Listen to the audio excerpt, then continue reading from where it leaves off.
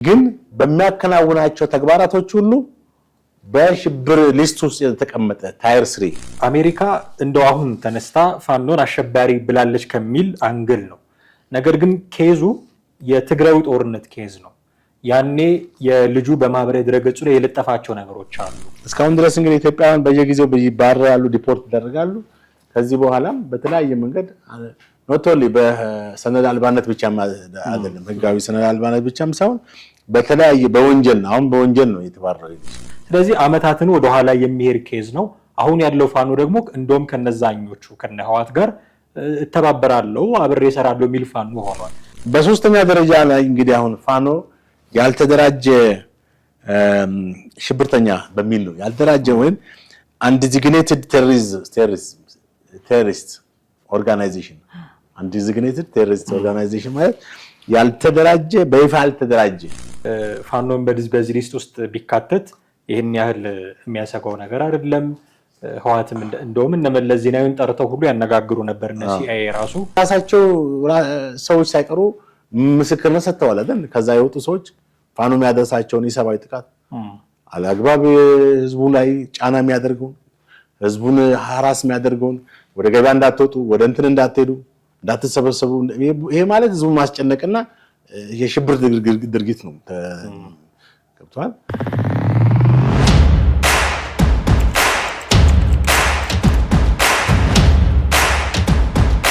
ሰላም ጤና ይስጥልን ውድ ቤተሰቦቻችን እንዴት አላችሁ? ይህ ዘኢትዮጵያ ቻናላችን ነው። በወቅታዊ ፕሮግራማችን ተመልሰናል። ጥላሁን አክሊሉና አምሃ ደገፋ ከእናንተ ጋር ቆይታ እናደርጋለን። ትላንትና ጀምሮ የተሰማ አንድ መረጃ አለ። አሜሪካ በእርግጥ ሰሞኑን እንዲህ አይነት ፍረጃዎች እያበዛች ነው። የሙስሊም ብራዘር ውድንም የሱዳን ውስጥ ያለውን አሸባሪ ብላ ፈረጃለች። አሁን ደግሞ ፊቷን ወደ ፋኖ ያዙረች ይመስላል። አንድምታዎቹን ትንሽ ብንፈትሽ ደስ ይለኛል። ፋኖ ደረጃ 3 ሽብርተኝነት ሊስት ውስጥ ገብቷል በአሜሪካ መንግስት የሚሉ መረጃዎች እያየን ነው። ይሄ የሆነው አንድ ሰለሞን ቦጋለ የተባለ መጀመሪያ እንደውም ሰለሞን ቦጋለ የሚለውን ስም ስሰማ አርቲስቱ ነበር የመሰለኝ፣ ደንግጬ ሁሉ ነበረ። ግን አንድ አክቲቪስት ነው የተባለ ልጅ ወደ ኢትዮጵያ ተመልሷል። ሊትራሊ ስፒኪንግ ተባሯል ከአሜሪካ ነው። ምክንያቱም የትግራይ ተወላጆች ላይ ያኔ በሰሜኑ ጦርነት ወቅት የትግራይ ተወላጆች ላይ የዘር ማጥፋት ቅስቀሳ ያደርግ ነበረ። እኔ ፋኖ ነኝ የሚሉ መልእክቶችን ያስተላልፍ ስለነበረ ፋኖ ደግሞ በአሜሪካ መንግስት የደረጃ 3 የሽብርተኝነት ሊስት ውስጥ የሚገኝ ስለሆነ ከነሱ ጋር ግንኙነት ያላቸውን ሰዎች አላስተናግድም በሚል ነው እንግዲህ አሜሪካ ወደ ኢትዮጵያ የመለሰችው። ይሄ የአሜሪካ መንግስት አቋም አሁን ፋኖ ላይ እንዲህ አይነት አቋም አለው ብሎ ማለት ይቻላል። ምክንያቱም ሚዲያው ላይ የተዛመተ ያለው ይሄ ወሬ አሜሪካ እንደው አሁን ተነስታ ፋኖን አሸባሪ ብላለች ከሚል አንግል ነው። ነገር ግን ኬዙ የትግራዩ ጦርነት ኬዝ ነው። ያኔ የልጁ በማህበራዊ ድረገጹ ላይ የለጠፋቸው ነገሮች አሉ። ትግራይ ላይ ጄኖሳይድን ደግፈዋል፣ ፋኖ ነኝ ብሏል፣ እንደዚህ ሰብአዊ መብት ጥሰቶችን የሚያደርጉ ቡድኖችን ደግፈዋል በሚል ነው ኬዙ እንደዛ ነው። ስለዚህ አመታትን ወደኋላ የሚሄድ ኬዝ ነው። አሁን ያለው ፋኖ ደግሞ እንደውም ከነዛኞቹ ከነህዋት ጋር እተባበራለሁ አብሬ እሰራለሁ የሚል ፋኖ ሆኗል። አሁን አሜሪካ መንግስት ፋኖ ላይ እንዲህ አይነት አቋም አለው ብሎ ማለት ግን ይቻላል? አሸባሪ ነው የሚል መረዳት አለ። እንግዲህ አሁን መረጃውንም እኔም ያው ካያየሁት ከዚህ ከሶሻል ሚዲያ ላይ ወጣ አንድ ጽሁፍ ነው እና ይሄ መነሻ ሀሳቡ የዚህ ሰለሞን ቦጋለ የተባለ ሰው ከዛ ዲፖርት መደረጉ ነው። ይህ ግለሰብ የዘር ማጥፋትን ቅስቀሳ በማድረግ በጣም በዘረኝነት እንቅስቃሴ ውስጥ እንዳለ መረጃ ተገኝቶበት እንደተባረረ ነው። ይሄ ሰው በትግራይ አንተ እንዳልኩ በትግራይ ጦርነት ወቅት የትግራይ ተወላጆች ላይ እዛ አካባቢ በአሜሪካና በዛው ባሉ በሰሜን አሜሪካ ባሉ ትግራይ ተወላጆች ላይ በቃ የዘር ማጥፋት እንዲካሄድ ቅስቀሳ ሲያካሄድ ነበር የሚል መረጃ ተገኝቶበት ነው ዲፖርት የተደረገው በአይሲኢ ማለት አሜሪካን የኢሚግሬሽን ነው የኢሚግሬሽን እና የጉምሩክ ባለስልጣን ህገወጥ ወይም ሰነድ አልባ ስደተኞችን በየቦታው የሚይዘው አይሲኢ የሚባለው ተቋም ማለት ነው። እንግዲህ በብዛት አይሲኢ የሚባለው ተቋም ነው እንደዚህ ያደነ ሰዎችን ፍቃድ ተሰጥቶታል እያያዘን በዚህ ልጅም ሰለሞን ቦጋለም የተያዙ በዚህ ባያሲ ነው። ሪፖርቱ ላይ እንግዲህ ከ1000 በላይ በዚህ እንትን የተያዘው እንትን ከ100,000 በላይ ሰዎች ቪው አይተውታል ነው የሚለው በሶሻል ሚዲያ ላይ በጣም ብዙ ሰዎች ተከታተሉ። 387 ደግሞ ሼር ተደርጓል፣ ሪፖስት ተደርጓል። እንደገና ከ1000 በላይ ላይክ መደረጉን ነው የጠቀሰው እና በጣም ቀላል አይደለም። በጣም በብዙ ቦታ በይበልጥም ሊታይ የሚችለው በማንንም በኢትዮጵያውያን ነው ማለት ነው። አሁን እዚህ ጋር የምትመለከተው እስካሁን ድረስ እንግዲህ ኢትዮጵያውያን በየጊዜው ይባረራሉ፣ ዲፖርት ይደረጋሉ። ከዚህ በኋላም በተለያየ መንገድ ኖቶሊ በሰነድ አልባነት ብቻም አይደለም፣ ህጋዊ ሰነድ አልባነት ብቻም ሳይሆን በተለያየ በወንጀል ነው። አሁን በወንጀል ነው የተባረረው ልጅ ማለት በዘር ማጥፋት እና በዘረኝነት ቅስቀሳ ያደርጋል በሚል ነው። አሁን ከዚህ ጋር በተያያዘ ይሄ ልጅ የራሱን የፋኖ አባል እንደሆነ በመጥቀስ ነው እንግዲህ ይሄ መረጃ ብቻ ነው አሁን ፋኖን በአሸባሪነት እንዲወሰን ያደረጉት የሚለውን ታነሳለህ። በአንድ ግለሰብ ብቻ ይሄ ፋኖን በደረጃ ታየር 3 ነው፣ ታየር 1 ታየር 2 ታየር 3 ነው። አሁን ታየር 1 ምንድነው የሚለውን እንመለከታለን። ታየር 1 ማለት አሜሪካን በሽብርተኝነት የመደበቻቸውን እንደነ አልቃይዳ፣ እንደነ አይኤስ፣ እንደነ አልሻባብ፣ እንደነ ታሊባን ቶፕ ሽብርተኞች ናቸው። በቃ የአሜሪካን የውጭ ጉዳይ መስሪያ ቤት አሸባሪ ናቸው ብላ የወሰነችባቸው በቶፕ ደረጃ ያስቀመጠቻቸው ታየር 1 አሸባሪዎች ናቸው። ሁለተኛ ታየር 2 እነዚህ ደግሞ በይፋ የታወጁ አሸባሪዎች ናቸው። ከነዛ ግን በደረጃ ያንሳሉ። አሁን ስማቸውን እዚህ አልተጠቀሰም፣ ግን ሎካሊ የሚንቀሳቀሱ አሸባሪዎች ናቸው። በቃ አሜሪካ አሸባሪዎች ናቸው ብላ ፈርጃቸዋለች። በአፍሪካ ውስጥም ያሉ ይሆናሉ። ለምሳሌ በምዕራብ አፍሪካ እንደነ ቦኮ ሐራም በዋነኛነት አላስቀመጠችውም። በሁለተኛ ደረጃ ተቀምጦ ሊሆን ይችላል። ምክንያቱም እንቅስቃሴው በዛ በናይጄሪያ ብቻ ነው። አቂሙ የሚባልም አለ በጊኒ ነው ምናምን አካባቢ ምዕራብ አፍሪካ እሱም እዛ ጊኒ አካባቢ ነው። ይሄ ወደ ሜዲትራኒያን ማነው ምዕራብ አፍሪካ አካባቢ ባሉ እንትኖች መርከቦችን በማገዝ በምናምን የሚታወቁ እንትኖች አሉ። እንደገና ደግሞ በኤሽያ ውስጥም ያሉ አሸባሪዎች አሉ። ሽብር ድርጊት ግን እዛ የተወሰኑ ናቸው። እንደነ እንትና ግሎባላይዝ አይደሉም። እንደነ አልቃይዳ እንደነ አይኤስ ድንበር ተሻጋሪ ሆኖ እንትን የሚሉ አይደሉም። ግን እነዚህ በታየር 2 የተመደቡት አሸባሪዎችን ወደ አሜሪካ እንዳይገቡ ከነሱ ጋር አባል የሆኑ ሰዎች ሁሉ ወደ አሜሪካ እንዳይገቡ ገዳት የተጣለባቸው ናቸው። በሶስተኛ ደረጃ ላይ እንግዲህ አሁን ፋኖ ያልተደራጀ ሽብርተኛ በሚል ነው ያልተደራጀ ወይም አንዲዚግኔትድ ቴሮሪስት ኦርጋናይዜሽን አንዲዚግኔትድ ቴሮሪስት ኦርጋናይዜሽን ማለት ያልተደራጀ በይፋ ያልተደራጀ ግን በሚያከናውናቸው ተግባራቶች ሁሉ በሽብር ሊስት ውስጥ የተቀመጠ ታየር 3 ሶስተኛ ደረጃ ማለት ነው። ስለዚህ አሁን ቅድም ላይ ያልከው ነጥብ ምንድነው መጨረሻ አሜሪካ ፈርጃዋለች ወይ? አሁን ያለውን እንቅስቃሴ እንመለከታለሁ። ምክንያቱም አሁን ኬዙ የትግራዩ ጦርነት ኬዝ ነው ያነሳን ያለ ነው። አሁን ያለውን የፋኖን እንቅስቃሴ ዲፋይን የሚያደርግ ነው ወይ ይሄ አሜሪካ? እንግዲህ ዲፋይን ያደርገዋል አያደርገውም የሚለውን እኔ ዲፋይን ያደርገዋል ብዬ አስባለሁ።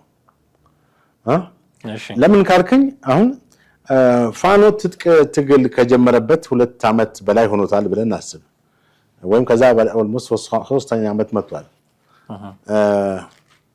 በዚህ 3 ዓመት ውስጥ ፋኖ ከመንግስት ወታደሮች ጋር ብቻ ነው ወይ ጦርነት ያካሄደ ያለው? በአካባቢው ማህበረሰብ የተጎዳ አሁን ሽብርተኝነት የምትለው ኖቶሊ ከመንግስት ጋር ሽምቅ ውጊያ የሚያካሂዱ ኃይሎች አሉ። ያ ሽብርተኛ ሊያስብላቸው አይችልም። ማለት በሰላማዊ ትግል ለውጥ ማምጣት ያልቻሉ ኃይሎች ወደ ትጥቅ ትግል ይገባሉ። አሁን ወያኔ በ17 ዓመት ጦርነት ወቅት አሸባሪ አልተባለም። አሸባሪ የተባለው አሁን ነው። የሽብር ድርጊት ሲፈጽም ከመንግስት አገሪቷን ለ27 ዓመት አስተዳድሮ ከስልጣን ከወረደ በኋላ በፈጸመው ድርጊት ነው አሸባሪ የተባለው አይደለ? ያ በዓለም አቀፍ ደረጃ ሳይሆን በኢትዮጵያ መንግስት ነው አሸባሪ የተባለው። በህዝብ ተወካዮች ምክር ቤት ነው ጸደቀው። አሁን ፋኖ አሸባሪ ሊያስብሉ የሚችሉት ነገሮች ከመንግስት ጋር ጦርነት መገጠሙ አይደለም።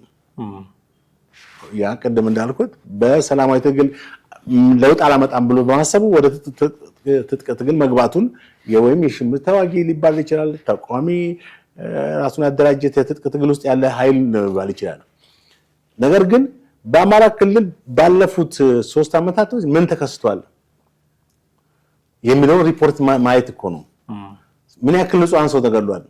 ምን ያክል ሰው ከቀዩ ተፈናቅሏል? ምን ያክል ሰው ጉዳት ደርሶበታል? ምን ያክል ሴቶች ተደፍረዋል? አለ እኮ ቁጥሩ። በጣም ብዙ ሰው ተገድሏል። ብዙ ንጹሃን ሰዎች ተገድሏል። ኢቭን የራሳቸው ሰዎች ሳይቀሩ ምስክርነት ሰጥተዋል አይደል? ከዛ የወጡ ሰዎች ፋኖ የሚያደርሳቸውን የሰብአዊ ጥቃት አላግባብ ህዝቡ ላይ ጫና የሚያደርገውን ህዝቡን ሀራስ የሚያደርገውን ወደ ገበያ እንዳትወጡ፣ ወደ እንትን እንዳትሄዱ፣ እንዳትሰበሰቡ፣ ይሄ ማለት ህዝቡን ማስጨነቅና የሽብር ድርጊት ነው። ገብቷል? ሰዎችን ማስፈራራት፣ ማስጨነቅ፣ መግደል ብቻ አይደለም እኮ ሽብርተኝነት። በቃ አንተ በጣም የሚያሸብሩ ነገሮች ሁሉ በሽብርተኝነት ነው ሊወሰዱ የሚችሉ እና ይሄ ደግሞ በአካባቢ ያለው ማህበረሰብ በደንብ ሊመሰክረው የሚችለው ሀቅ ነው። እስከ ቅርብ ጊዜ ድረስ የጤና ባለሙያዎችን መግደል፣ ዶክተሮች ተገድለዋል፣ ነርሶች ተገድለዋል፣ ስፔሻል ዶክተሮች በጣም ለክልሉ የሚጠቅሙ ሰዎች እንደነ ዶክተር አንዱዓለም አይነት ሰዎች ተገድለዋል። ባለፈው ሳምንት ያነሳነው ደግሞ ዶክተር ማን ነው የሚባለው እንደዚሁ በጎንደር ውስጥ የተገደሉ ብዙ ዶክተሮች አሉ፣ ብዙ ሐኪሞች አሉ። እና የጤና ባለሙያዎችን መግደል አሸባሪነት ካልተባለ ምንድነው አሸባሪነት? ያ ብቻም አይደለም። ሰዎች ተዘርፈዋል፣ ንብረታቸው ተዘርፏል በፋኖ በራሱ። ይሄን ደግሞ የራሱ የፋኖ አባላቶች ወይም ከዛም የወጡ ሰዎች የተናገሩት ነገር ነው። እና የአሜሪካን በዋነኛነት አይደለም የወንደበችው፣ በሶስተኛ ደረጃ እንትኑ ከፍ ሲል ደግሞ ወደ ሁለተኛ ታቀርበዋለች። የሽብር ድርጊቱ ከፍ ሲል ከዛ በኋላ ደግሞ እንደገና ግሬድ ደረጃውን ሲጨምር ወደ አንደኛ ታመጣዋለች እና አልቃይዳ ጋር። አንዳንድ የህግ ባለሙያዎች ግን የቲፒኤልኤፍን የመጀመሪያ ሰሞን ጉዳዮች ያነሳሉ እና ቲፒኤልኤፍም እንደዚሁ ታየር 3 በሚባለው ምድብ ውስጥ ተካቶ ነበር፣ አሜሪካ አካታው ነበረ። በኋላ ግን ጭራሽ ደግፈው ስልጣን ላይ እንዲወጣ ያደርገዋለች እና ፋኖን በዚህ ሊስት ውስጥ ቢካተት ይህን ያህል የሚያሰጋው ነገር አይደለም። ህወሓትም እንደውም እነ መለስ ዜናዊን ጠርተው ሁሉ ያነጋግሩ ነበር እነ ሲአይኤ ራሱ የሚሉ እና እንዲህ አይነት ማብራሪያ ሲሰጡ እየሰማው ነበረ በዚሁ ሰለሞን ቦጋለ በሚባለው ልጅ ጉዳይ ላይ የህግ ባለሙያዎች እና በደረጃ 3 ሽብርተኛ ሊስት ውስጥ መካተቱ ፋኖ ያን ያህል የሚያሰጋው ጉዳይ አይደለም እና ህወሓትም እንዲህ አይነት ጉዳዮችን አልፈው ነው ስልጣን ላይ የወጡት የሚል ነገር ሲናገሩ ምናልባት የሰዎቹ ፖለቲካል አፊሊዬሽን ምን እንደሆነ አላውቅም፣ ግን ፋኖም የህወሓትን መንገድ እየተከተለ ነው እያሉን ይሆን አላውቅም። ግን ከዚህ በኋላ የሚኖረው የፋኖ ግብረ መልስ ነው ሁኔታዎቹን የሚወስነው ብዬ አስባለሁ። አሁን ባለው ደረጃ ታየር 3 ላይ ከሆነ ያለው እና ሀይ የሚለው አካል ከሌለና የሚያደርጋቸውን ነገሮች ሰብአዊ መብት ጥሰት እየቀጠለ የሚሄድ ከሆነ አንተ እንዳልከው ደረጃ ሊጨምር ይችላል። በዛ ደረጃ ግን ህወሓት ለአሜሪካ ፍላጎት ለማስጠበቅ አቅም ስላለውም ጭምር ሊሆን ይችላል ያኔ ስልጣን ላይ ልታስወጣው የቻለችው። ፋኖ የአሜሪካን ፍላጎት ማሳካት የሚችልበት አቅም ላይ ነው ወይ ብሎ ደግሞ መገምገምን ያስፈልጋል። እንደ ህወሓት እንደ መለስ ዜናዊ 4 ኪሎ ያስገቡታል አሜሪካኖች ብሎ መጀመሪያ ግምት ከመውሰድ በፊት ህወሓት ማነው ፋኖ አሁን ባለው አቅም የአሜሪካን ፍላጎቶች ማሟላት ማስጠበቅ የሚችል አደረጃጀት ነው ወይ? እንደውም እኮ ያልተደራጀ አሸባሪ በሚል ነው አይደል የተገለጸው። እንኳን የአሜሪካን አቋም የአሜሪካን ፍላጎቶችን እዚህ በምስራቅ አፍሪካ ቀጠና ላይ ኢትዮጵያ ላይ ሊያስፈጽም ይቀርና ሽብር እንኳን ሲፈጽም ባልተደራጀ ሁኔታ ነው በሚል ነው እንደውም አይደንቲፋይ ተደርጎ ደረጃ 3 ሁሉ የተሰጠውና ከነ ህወሓት ከነ መለስ ዜናዊ ጉዳይ ጋር ይህንን ማነጻጸር ይቻላል ወይ ብዬ እንግዲህ እኔ ታየር 3 ቲፒኤልኤፍ በታየር 3 ውስጥ ገብቶ የሚለውን ነገር መረጃው የለኝም። በመሰረቱ ታየር 3 ህወሓት 17 ዓመት ከደርግ ጋር ሲዋጋ ምናልባትም እስከ መጨረሻው ድረስ አሜሪካ ደግፈዋለች።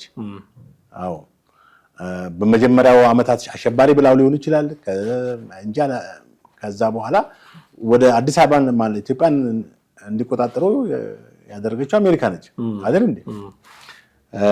ስለዚህ አሁን ፋኖ የቲፒኤልኤፍን አካሄድ ተከትሎ እንደገና ከዚህ ከሽብርተኝነት ወይም በታየር ስሪ ከመግባት ነፃ ይሆናል የሚለው ነገር በሂደት የሚታወቅ ይሆናል። ግን የግድ የአሜሪካንን ፍላጎት የአሜሪካ መስፈርት ነው ማሟላት ያለበት የሚለው ትንሽ አስቸጋሪ ነው።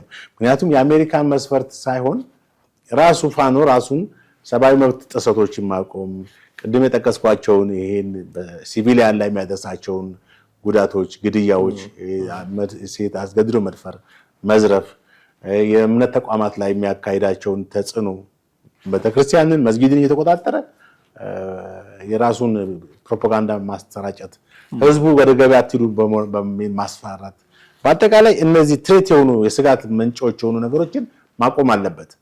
አሜሪካ ሳትሆን ህዝብ ራሱ መሰክርለታል። ከዛ በኋላ ኢትዮጵያ ህዝብ የአማራ ክልል ህዝብ መጀመሪያ መሰክርለታል። ማንም አንተ እኮ እውነት ነው አይደል? የፈለገ ሰው የሚጠላ ቢሆንም የፈለገ የሚቃወም ኃይል እንኳን ቢኖር ያ እውነት ፓወር አለው፣ ያሸንፋል። ስለዚህ የአሜሪካንን ስፔሲፊኬሽን ለማሟላት ሳይሆን ራሱን በራሱ ማጥራት ነው ያለበት። መጀመሪያ እውነተኛ የግቡ ምንድን ነው? ምን ላይ አቺቭ ለማድረግ ነው የሚፈልገው? እዛ ግብ ላይ ለመድረስ የተለያዩ ኦብጀክቲቮች ይኖሩታል አይደለ? እነዚህን ኦብጀክቲቮች እንዴት ነው አኮምፕሊሽ ያደርግ አንድ ባንድ? እንግዲህ ያለ ግብ የሚንቀሳቀስ የፖለቲካ ድርጅት ከሆነ አስቸጋሪ ነው።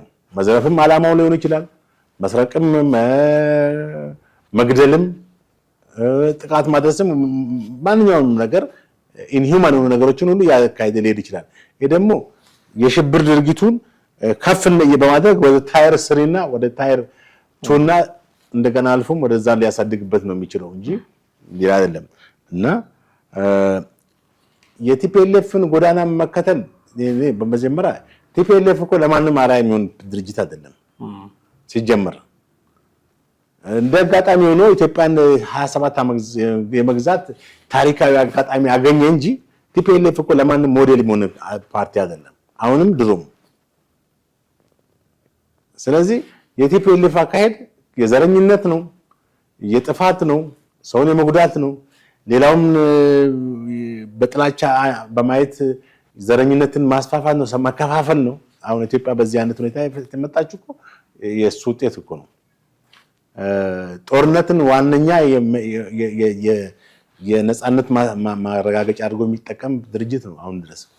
እና ቲፒኤልኤፍ ፋኖም ያንን ፉት ስቴፕ የሚሄድ ከሆነ በጣም የተሳተፈ ፉት ስቴፕ ነው የተከተለ ያለው። ከዛ ይልቅ ግን እንደው ጠመንጃ እንደያዙ ሰላማዊ ድርድርንም እንደ ትልቅ አማራጭ መያዝ ማሰብና ወደዛ ግብ ለመድረስ መሄድ አለባቸው ብዬ አስባለሁ። ምክንያቱም የሰላም አማራጮች በመጠመንጃ አፈሙዝ ከምታመጣው በላይ ትልቅ ውጤታማ ናቸው። እርካታ የሚሰጡ እነሱ ናቸው። ምንም ነፍስ ሳታጠፋ ሳትገድል፣ አካባቢውን ጸጥታ ሳታደፈርስ፣ ጉዳት ሳታመጣ በአማራ ውስጥ አሁን እየታየ ያለው ሁኔታ ምንድነው? እስቲ አስቡ። ላለፉት 2 እና 3 ዓመታት በአማራ ክልል ምን አይነት ሰላም አለ? ምን አይነት መረጋጋት አለ? ህዝብ ወጥቶ በማይገባበት በየጊዜው የምንሰማው በባህር ዳር እንደዚህ ሆነ፣ በጎንደር እንደዚህ ተከሰተ፣ በደብረ ማርቆስ በምናምን እየተባለ መጥፎ ዜናዎች የሚመጡበት ክልል እኮ ነው አይደል? ዛሬም ድረስ ህዝቡ ነፃ ነኝ ማለት አይችልም። አሉ እነዛ ኃይሎች፣ የተወሰኑ እጅ የሰጡ ሰዎች አሉ። እንደዛ ካሉ ደግሞ የሆነ ቀን የሆነ ነገር ይፈከስታል፣ በስጋት መኖሩ አይቀርም ህዝቡ። እና ሰላምን እንደ ትልቅ እንደ ዋነኛ አማራጭ መውሰድ አለባቸው። አንድምታዎቹን አይተን ብናበቃ ደስ ይለኛል። ለራሱ ለፋኖ እና ለኢትዮጵያ መንግስት ምን አይነት አንድምታዎች አሉት? አሁን አሜሪካ ፋኖን ደረጃ 3ም ቢሆን እንደው የሽብር ነገሮችን እያደረገ ያለ ቡድን አድርጋ አይደንቲፋይ ማድረጓ ለራሱ ለፋኖ ምን አይነት አንድምታ ነው የሚኖረው? ምክንያቱም አንዳንድ ሰሞኑን እንሰማለን በዓለም አቀፍ ደረጃ ተሰሚነታችን እየጨመረ ነው የመጣው፣ በምስራቅ አፍሪካ ደረጃ በጣም ወሳኝ ኃይል እየሆንን ነው የሚሉ ነገሮችን ሲናገሩ እንሰማለን። ይሄ አሁን አሜሪካ ደረጃ 3ም ቢሆን በሽብር ድርጅት በኩል እንደፈረጀችው ሲሰማ ፋኖ ምን አይነት አንድምታ ሊኖረው እንደሚችል መፈተሽ ያስፈልጋል። በዛው ልክ ደግሞ የኢትዮጵያ መንግስትስ የአሜሪካ መንግስት ፋኖን የሚያይበት አይን እንደዚህ ከሆነ አካሄዱን አቅጣጫውን ራሱ ሼፕ የሚያደርግባቸው ሁኔታዎች ሊፈጠሩ ስለሚችሉ ራሱ ለፋኖ እና ለኢትዮጵያ መንግስት ውጊያ ላይ ያለው እሱ ስለሆነ ምን አይነት አንድምታ ያለው የሚለውን እንግዲህ በፖለቲካ ውስጥ ያው ኪሳራና ትርፍ ፖለቲካል ቤኔፊት እና ፖለቲካል ኪሳራዎች ይከስታሉ። አሁን ፋኖ ይሄ በመፈረጁ በአንድ በኩል ፖለቲካ ኪሳራ ውስጥ ነው ማለት ዓለም አቀፍ እውቅና አግኝቻለሁ በአፍሪካ ህብረት በተባበሩት መንግስታት በአሜሪካን በምዕራባዊ ዓለም ብሎ የሚያስብ ሆነና ይሄ አሸባሪነት ተብሎ መፈረጁን ሲያየው በአንጻራዊነት ምን አንድምታ እንደሚኖረው ራሱ ይረዳዋል። እንግዲህ ማስተዋል የሚችሉ የፋኖ አመራሮች አሜሪካ በዚህ መረጃ ስትፈርጃቸው እንግዲህ ዓለም አቀፍ እውቅና አገኘን ሲሉ ማነው ዓለም አቀፍ እውቅና? ዓለም አቀፍ እውቅና በዋነኝነት ምዕራቡ ዓለም ነው አይደል? አሜሪካና ዌስተርን ናቸው። ስለዚህ በእነዚህ ደግሞ አሸባሪ ተባለ። ስለዚህ ምንድነው የሚኖረው አንድምታ የሚለውን ነገር አናላይዝ ማድረግ ቆሞ ማሰብ አለባቸው። ከባድ ነጥብ ነው የጣሉት። ቀላል ነጥብ አይደለም ሉዝ ያደረጉት ማለት ነው። እና ፖለቲካል ኪሳራ ደርሶባቸዋል ማለት በዓለም አቀፍ ደረጃ እነሱ በሚጠብቁት ሳይሆን በተቃራኒው አሸባሪ ናችሁ፣ በርግስ ቁጥር 3 አሸባሪ ናችሁ፣ እንዲህ ነው የምናያችሁ ነው። በዚህ ደረጃ ናላችሁ፣ ሁኔታችሁን ካላስተካከላችሁ ወደ ቁጥር 2 እና ቁጥር 1 ልትመጡ ትችላላችሁ የሚል ነው። አይደለም አናቅም አያገባንም ማለት አይችሉም። ምክንያቱም እውቅና አግኝተናል የሚሉት በማን ነው? በምዕራቡ ዓለም አይደለ? እሺ አሸባሪ ናችሁ ያንን የሚፈልጉ ከሆነ በዛ ከተቃራኒ ያለውን ደግሞ መቀበል አለባቸው። ሁሌ ሲጨበጨብልህ ሳይሆን ያንን ሰው የምታደንቀው ስትተችም ስትነቀፍም ክርስቲያን ስትደረግም አሜን ብለህ መቀበል አለ። ባላንስ ማድረግ ያስፈልጋል።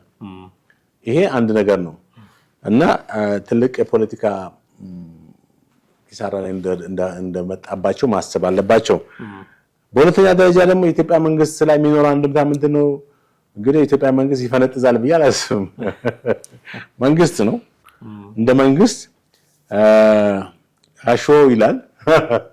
አሾ ታቀላል እንኳን አይነት ነገር ወይንም የሆነ ደስታ ይሰማዋል ብዬ አስባለሁ። ምክንያቱም በጦርነት ውስጥ ያለውን ኃይል አሜሪካ መንግስት አሸባሪ ስትል እንደ ተራ ነገር አይመለከተውም። ያው መዋጋው እናንተ አሸባሪ ካላችሁት አሁን ኢትዮጵያ መንግስት ትልቅ ፖለቲካል ቤኔፊት ያልኩት ምንድነው? ፖለቲካ ትርፍ ነው። በቃ የተዋጋው ያለውት እናንተ አሁን አሜሪካን አሸባሪ ያለችውን ኃይል መዋጋት እንትን ነው። በጣም ትልቅ ነገር ነው። ኢትዮጵያ በአሜሪካ ትልቅ እንትን ሪማርክ የተደረገችው እንደው ከቡሽ አስተዳደር ጀምሮ ሽብርተኝነትን በመዋጋት አሁን አሜሪካኖችን ያስጨንቅ የነበረው የአልሸባብ ቡድን ኢትዮጵያ ነች ጸጥ ያደረገችው። አልሸባብ አሁን እንግዲህ ድምፁ እንኳን የሚሰማው አልፎ አልፎ ነው። ለምን ኢትዮጵያ ሰራዊት ሄዶ ሶማሌ ላይ የሰራውን ያውቀዋል። አልሸባብ የተሰራውን ስራ ያውቀዋል።